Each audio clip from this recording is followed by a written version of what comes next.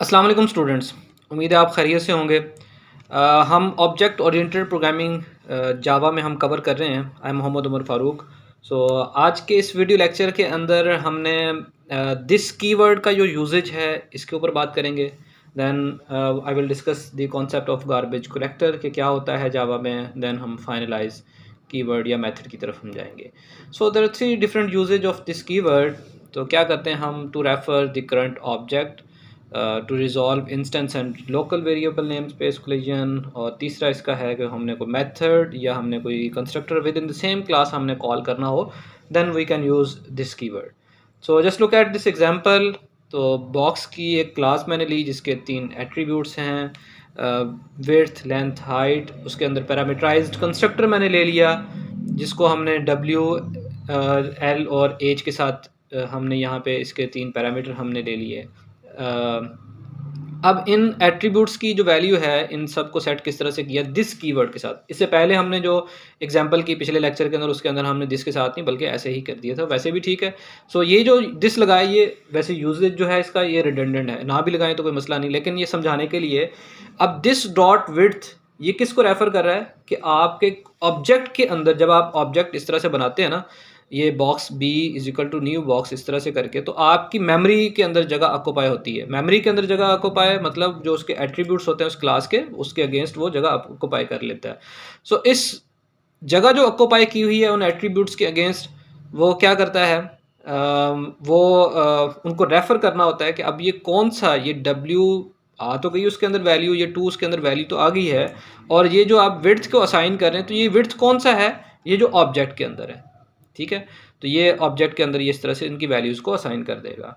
In the same way, तो just look at the second usages. यहाँ से आप मज़ीद क्लियर कर सकेंगे कि जावा के अंदर यहाँ पे जैसे मैंने डबल विड्थ लिखा, डबल लेंथ लिखा, इस तरह से अगर इसी जगह पे दोबारा फिर मैं डबल विड्थ लिखूँ या कोई 2 दफ़ा उसको इनिशलाइज करने की, डिक्लेयर करने की कोशिश करूँगा तो मेरा कंपाइलर एरर देगा। लेकिन अगर मैं क्या करता हूँ, इसी विड्थ को, लेंथ को, ये देखें मैंने कंस्ट्रक्टर के अंदर यहाँ पे इस तरह से लिख दिया, तो ये मेरा कंपाइलर इसको इजाज़त देता है। अब ये जो कोलिजन आ रही है कि मीन कि ये जो वेरिएबल हमारे पास ग्लोबल है या जो इसके अगेंस्ट जो मेमोरी ने जगह ऑब्जेक्ट जो है वो इस एट्रीब्यूट्स के अगेंस्ट जो जगह बनाता है वो, और ये जो है हमारे पास लोकल वेरिएबल, इनके दरमियान नाम सेम आ गया। तो अब इन सेम नाम की जो कोलिजन हमारे पास आ गई, इसको किस तरह से यूज़ किया जाए, इसको किस तरह से दूर किया जाए?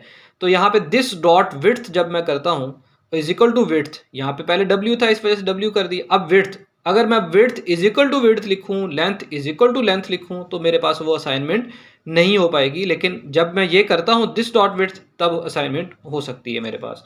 तो अब जैसे ये दिस करता हूँ तो वो क्या करेगा, मुझे वो उसी तरह से इसके अगेंस्ट ये 2 को यहाँ पे लिख देगा, 5 को यहाँ पे लिख देगा, 6 को यहाँ पे लिख देगा। लेकिन अगर मैं यहाँ पे लिखूँ width is equal to width, length is equal to width, तो वो लोकल के अंदर यहाँ पे तो वो रह जाएगा, उसी तरह से कोई एरर नहीं देगा, लेकिन वो ग्लोबली मैं उसको एक्सेस नहीं कर सकता। इसको भी हम देख लेते हैं अभी एग्जाम्पल के अंदर।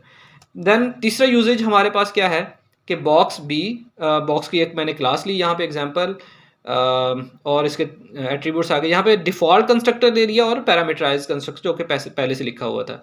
इस दिस को मैंने यहाँ पे पहली लाइन के अंदर लिखा। हमेशा जब दिस कीवर्ड के साथ किसी कंस्ट्रक्टर को कॉल करना हो, किसी मेथड को कॉल करना हो, दिस का कीवर्ड पहली लाइन में आएगा, अदरवाइज एरर देता है ये कंपाइलर। तो ये क्या करेगा, क्योंकि इसके अंदर कोई आर्ग्यूमेंट पास नहीं किया, तो ये इसी तरह का जो डिफ़ॉल्ट कंस्ट्रक्टर है उसको कॉल करेगा। तो जब इसकी आउटपुट हम देख रहे होंगे तो क्या करेगा, ये डिफ़ॉल्ट कंस्ट्रक्टर को पहले प्रिंट करेगा और उसके बाद ये अगली लाइनें चलाएगा। हम यहाँ पे कुछ ऐड भी कर लेंगे। सो ये थे हमारे पास इसके 3 यूजेज। अब क्या करते हैं, हम इसको टेक्स्ट पैड के ऊपर चला के देख लेते हैं, बल्कि मैं इसको कॉपी कर लेता हूँ इसी एग्जांपल को यहाँ से।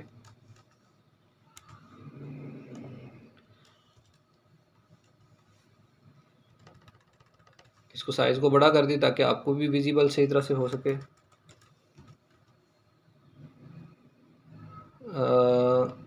मैं चलता हूँ कहाँ पे मैंने इसका फ़ोल्डर बनाया था, वो का फ़ोल्डर यूज़ ऑफ दिस, इसके अंदर जाके ये बॉक्स की क्लास बनाई, ये मेरे पास आ गया। सो यहाँ पे बजाय इसके कि मैं एक और बनाऊँ, मेथड बनाऊँ, यहाँ क्लास बनाऊँ, ड्राइवर क्लास, तो इसी जगह पे ही मैं बना देता हूँ public static void main method भी इसी तरह से मैंने क्लास में बना लिया, box B is equal to new box, और उसी तरह से 2 3 4 ये इस तरह से वैल्यूज़ मैंने कर दी। तो यहाँ पे मेरे पास एरर आया क्योंकि मैंने कॉपी किया था, ये आ गया। ठीक है जी, इसको थोड़ा सा इस तरह से अब देखते हैं। अब ये देखिएगा, अगर मैं यहाँ पे system dot out dot print L N, मेरे पास क्या है, बी डॉट len लेंथ, मैं लेंथ को एक्सेस करने चाहता हूँ। तो सबसे पहले तो यहाँ पे ये चीज़ देखें कि हुआ क्या, मेन क्लास से हमेशा प्रोग्राम स्टार्ट होता है। तो मेन के अंदर ये 3 पैरामीटराइज वाला कंस्ट्रक्टर, और ये कॉल करेगा इसको। यहाँ पे दिस वाला फंक्शन क्या करेगा, इसको कॉल करेगा, दिस कीवर्ड। ये यहाँ पे जाके डिफ़ॉल्ट कंस्ट्रक्टर को प्रिंट कर देगा, मीन कि दिस वाली लाइन ख़त्म। उसके बाद यहाँ पे उसके दिस डॉट विड्थ ये क्या कर रहा है, ये ऑब्जेक्ट के अगेंस्ट जो मेमोरी के अंदर हमारे पास वेरिएबल जगह क्रिएट होती है वहाँ पे जाके उसकी वैल्यूज़ असाइन कर देता है। और फिर उसके बाद यहाँ पे देखें हम बी डॉट, मीन कि इस ऑब्जेक्ट के अगेंस्ट जो लेंथ है यहाँ पे हमने ये इस तरह से लेंथ इसकी प्रिंट हो जाएगी क्योंकि 3 हमारे पास यहाँ पे जा रहा है। अब अगर मैं यहाँ पे दिस नहीं देता, फॉर एग्जांपल इसी लेंथ को ही सिर्फ इसी को करते हैं, बाकी को मैं नहीं छेड़ता, कोई एरर नहीं आया। लेकिन जब मैं इसको क्या करता हूँ, ये इस तरह से करता हूँ, तो ये देखें मेरे पास इसकी आउटपुट जो आ रही है वो 0 0 यहाँ पे 0.0 आ रही है, मीन कि जो 3 वैल्यू जो असाइन होके जानी थी वो यहाँ पे असाइन होके नहीं गई। तो ये देखें डिफ़ॉल्ट कंस्ट्रक्टर उसी तरह से 0 3 नहीं आया। क्यों? क्योंकि अब लेंथ, ये हमारे पास लोकल वेरिएबल है, लेंथ अभी लोकल वेरिएबल है। तो जो हमारे पास इंस्टेंस वेरिएबल जो ऑब्जेक्ट के अगेंस्ट क्रिएट होता है वो उसके अंदर अभी असाइनमेंट नहीं हो रही। क्यों नहीं हो रही? हमने यहाँ पे दिस कीवर्ड लगाएंगे, उस तरीके से फिर होगी, अदरवाइज नहीं होगी। ये हमने थोड़ा सा डिटेल के साथ ये भी इसका एग्जांपल भी देख ली। अब मैं क्या करता हूँ, यहाँ पे एक और ऑब्जेक्ट, यहाँ पे एक और कंस्ट्रक्टर बनाता हूँ। फॉर एग्जांपल इसकी मज़ीद अंडरस्टैंडिंग के लिए कि अगर हमारे पास 2 वाले आ जाएं, विड्थ और डबल, ये हमारे पास आ गए। और मैं यहाँ से क्या करता हूँ, इन दोनों को उठाता हूँ यहाँ से, बल्कि इन तीनों लाइनों को यहाँ से कट किया, यहाँ पे जाके पेस्ट कर दिया। So just to get this example, और यहाँ पे जाके मैं दिस के अंदर विड्थ और मैं ये इन दोनों को कर कंपाइल करके देखते हैं। अब यहाँ पे एक और भी काम करते हैं। ये तो है डिफ़ॉल्ट कंस्ट्रक्टर, किसने कौन सा मेथड कब कॉल हुआ है इसको भी हम देख लेते हैं। डिफ़ॉल्ट नहीं है, ये क्या है, 2 पैरामीटराइज्ड है। और ये वाला कौन सा मेथड है, मेरे पास 3 पैरामीटराइज्ड कंस्ट्रक्टर। और यहाँ पे भी 2 नहीं है, बल्कि क्या है, 2 पैरामीटराइज्ड कंस्ट्रक्टर। अब ये देखिएगा, अब ये किस तरह से चल रहा है। ये जब मैंने ये ऑब्जेक्ट बनाया, 3 ऑब्जेक्ट 3 पैरामीटर इसमें जा रहे हैं, तो लिहाजा 3 पैरामीटर जा रहे हैं तो इस वाले मेथड को कॉल करेगा। अब ये दिस कीवर्ड, जो दिस का साथ हमने 2 आर्ग्यूमेंट पास किए हैं, ये किसको कॉल करेगा, इसको कॉल करेगा। अब जैसे ही ये वाला मेथड कॉल होता है तो इसके पहला क्या पड़ा हुआ है, दिस, उसके अंदर कोई आर्ग्यूमेंट नहीं जा रहा, तो लिहाजा ये डिफ़ॉल्ट वाले को कॉल करेगा। यहाँ पे 2 पैरामीटर जा रहे थे तो 2 वाले को उसने कॉल किया, तो डिफ़ॉल्ट पहले प्रिंट होगा, मीन कि ये लाइन ख़त्म होगी। उसके बाद ये दोनों की असाइनमेंट होगी, फिर 2 पैरामीटराइज्ड होगा। फिर चूँकि इसके अगेंस्ट वो कॉल हुआ था वो ख़त्म हुआ, उसके बाद हाइट की वैल्यू असाइन होगी और 3 पैरामीटराइज्ड उसके बाद प्रिंट होगा। और साथ में हम एट द एंड ये ख़त्म हो गई ये वाली लाइन, उसके बाद लेंथ हमारे पास प्रिंट होके आ जाएगी। तो यहाँ पे इसकी आउटपुट अब हम देख लेते हैं। तो ये देखें, सबसे पहले default constructor, 2 parameterized constructor, 3 parameterized, फिर उसकी लेंथ प्रिंट हो रही है, देन हमारे पास उसकी आउटपुट यहाँ पे ख़त्म हो जाती है। तो ये था हमारे पास एक कॉन्सेप्ट जो कि हमने अभी रीड आउट किया कि दिस का कीवर्ड किस तरह से क्या क्या काम करता है, 3 उसके काम थे वो हमने अभी देख लिए। अब इसके बाद अगला जो कॉन्सेप्ट इसमें जा रहा है, हमने स्लाइड के अंदर हमने लिखा था कि गार्बेज कलेक्टर की बात करते हैं।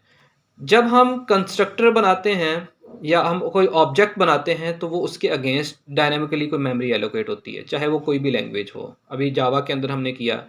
अब वो उसकी डी एलोकेशन भी तो करनी होती है। तो इससे पहले सी प्लस प्लस के अंदर हम उसकी डी एलोकेशन खुद से करते थे कोई एक मेथड बना के, ठीक है।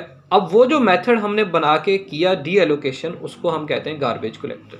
सो सॉरी उस डिलीट के थ्रू करना। लेकिन जावा के अंदर क्या होता है, वो ऐसा नहीं है, बल्कि वो खुद से ही उसकी मेमोरी ख़त्म कर देता है कुछ स्पेसिफिक टाइम के बाद, जब उसके कोई रेफरेंस वगैरह मौजूद नहीं होते। So objects are dynamically allocated by using the new operator. C plus plus क्या करता है, dynamically C plus plus dynamically allocated objects must be manually release by use, यानी कि हम खुद से कोई मेथड बनाते हैं, कोई ऑपरेटर लगाते हैं जिसके थ्रू हम करते हैं। लेकिन जावा के अंदर जब उसका कोई रेफरेंस नहीं होता उस ऑब्जेक्ट का, तो ऑब्जेक्ट को अज्यूम किया जाता है कि इसकी कोई ज़रूरत नहीं है, और फिर the memory occupied by the object can be reclaimed. तो रिक्लेम खुद ब खुद हो जाती है, इस वजह से इसको इस कॉन्सेप्ट को गार्बेज कलेक्टर कहते हैं। लेकिन सी प्लस प्लस के अंदर हमने खुद से डी एलोकेशन करनी होती है। और अब अगर फॉर एग्जांपल कोई ऐसी चीज़ है जो कि हम चाहते हैं कि ये गार्बेज कलेक्टर से पहले वो चीज़ रन हो जाए। फॉर एग्जांपल हमने एक फ़ाइल का एक कोई पाथ था, उसको प्रॉपरली क्लोज़ करना है, तो हम चाहते हैं कि जी पहले डी एलोकेशन होने से पहले उस फ़ाइल की जो रिसोर्सेज है उसको प्रॉपरली क्लोज़ कर दिया जाए। तो उस सूरत में हम क्या करेंगे, हम एक मेथड लेते हैं फाइनलाइज़ का, और उसकी क्लोजिंग का मेथड यहाँ पे लिख देते हैं ताकि प्रॉपरली हम क्लोज़ कर सकें। So some time an object will need to perform some action when it is destroyed. For example, if an object is holding some non-Java resources such as file handle or character font, ये हमने hold किए हुए हैं, for example, then you might want to make sure these resources are freed before an object is destroyed, कि वो destroy होने से पहले वो हम देख लें कि वो फ्री हमने कर दी हैं, प्रॉपरली क्लोज कर दी हैं। तो उसको क्या करेंगे, हम फाइनलाइज के मेथड के अंदर लिख देंगे। इसका बेनिफिट क्या होगा, इसका बेनिफिट ये होगा कि ऑब्जेक्ट ख़त्म होने से पहले गार्बेज कलेक्टर क्या करेगा, सबसे पहले इस फाइनलाइज को मेथड को सर्च करेगा। अगर तो वो लिखा हुआ है कुछ, उसको प्रॉपरली रन करेगा, उसको क्लोज करेगा, देन वो इसके जो है बाद में उसकी जो भी डी एलोकेशन है मेमोरी की वो करेगा। सो आई होप आज की वीडियो लेक्चर आपको समझ में आया होगा। If you have any question you can send me an email. So thank you for watching this video. अल्लाह हाफिज़।